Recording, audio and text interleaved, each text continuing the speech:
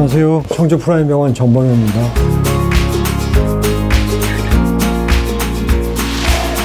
손이 많이 저리다라고 해서 오시는 분들이 굉장히 많습니다. 손이 저리게 되면 피가 안 통한다, 디스크가 있다, 이렇게도 생각을 하실 수가 있는데, 아시다시피 우리 몸에 있는 신경은 이 뇌에서 목 쪽을 통해서 팔 쪽으로 나와가지고 이 밑에까지 쭉 진행을 하게 됩니다. 그래서 이 신경이 되게 이제 눌리거나 그럴 때 저린 증상들을 호소를 하시는데, 신경이 주행하는 경로 어디에서나 눌릴 수 있는 소지는 있습니다. 그래서 목에서 눌려서 손이 저릴 때는 우리가 목 디스크라고 하고, 어깨나 팔꿈치에서 신경이 눌려도 손이 저릴 수가 있고요. 또 제일 끝 단계 손목에서 신경이 눌려도 손목이 저릴 수가 있는데, 그 여러 부위 중에서 손으로 가는 신경이 손목 주변에서 눌려가지고 증상을 일으킬 때 우리가 손목 터널 증후군이라고 합니다.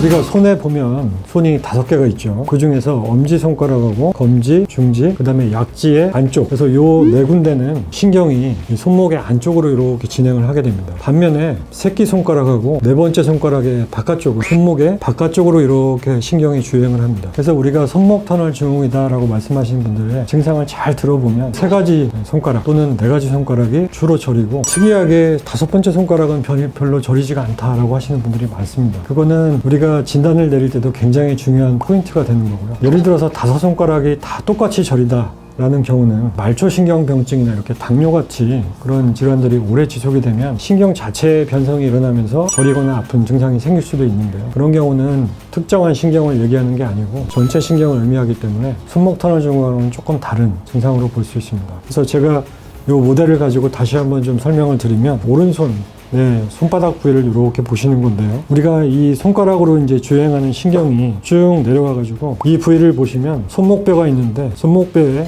바깥쪽하고 안쪽에 이렇게 튀어나온 부위가 있습니다. 그리고 여기를 이렇게 가로지르는 두꺼운 인대가 있습니다. 그래서 그 인대하고 이 뼈의 밑바닥을 하나의 터널 구조로 보고 있는데요. 이 터널 쪽으로 신경이 이렇게 주행을 하게 됩니다. 그래서 이쪽으로 주행하는 신경이 아까 말씀드렸듯이 엄지손가락, 검지, 중지, 약지의 안쪽을 지배를 하게 되는 거고요. 반면에 새끼손가락으로 하는 신경이 이렇게 해서 이 튀어나온 부위의 바깥쪽으로 이렇게 주행을 합니다. 우리가 흔히 얘기하는 손목 터널이라는 부위에서 신경이 눌려가지고 증상이 생길 때에는 세 손가락과 네 번째 손가락의 안쪽이 이제 침범을 받게 되는 증상을 얘기합니다. 최근에는 스마트폰이나 또는 이런 컴퓨터 작업, 또 마우스 같은 것을 오래 쓰다 보면 이 특정 손목이 부위가 눌리게 되고, 또 그런 자세로 오래 지속이 되면 눌렸던 신경 주변에 염증도 일어나고, 그게 또 만성화되면 터널이 어느 정도 좁아지면서 신경이 눌리는 증상이 발생을 하게 됩니다.